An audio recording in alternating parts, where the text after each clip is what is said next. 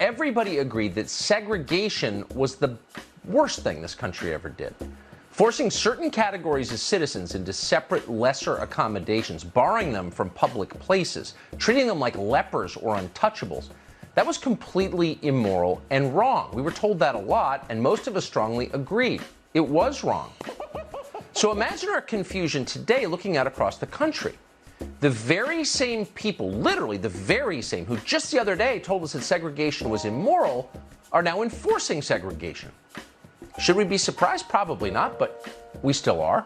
Just this morning, the New York Times informed us that unless you can prove you have taken the injection that the Democratic Party demands you take, you are no longer permitted in bars, comedy clubs, even some dance competitions in the state of New York. You're too dirty to appear in public.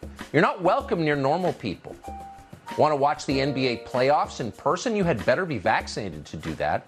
Otherwise, the New York Knicks will bar you from Madison Square Garden. Aggressively disagree. Okay, where do we begin?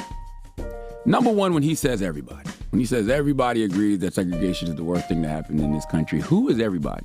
See, when older white men say everybody, they are not thinking about anyone other than themselves. Okay, this goes back to when they first sat down and wrote the Constitution, the Declaration of Independence, and whatever other documents they made when they founded this country. See, there was no diversity at any of those planning sessions. Okay, nope. That's why black people didn't have rights, women didn't have rights. When you hear old white men say everybody, they just talking amongst themselves, okay? We, the people, liberty and justice for all, lies, big old white male lies, okay? Think segregation was the worst thing that ever happened in this country, then you have never heard of slavery. Not to mention, how about go talk to the 3 surviving members of the Greenwood community, Mother Fletcher and Uncle Red Van Ellis and Mother Randall is what they call her. They may have some thoughts on what the worst thing that ever happened in this country was, but let's talk segregation.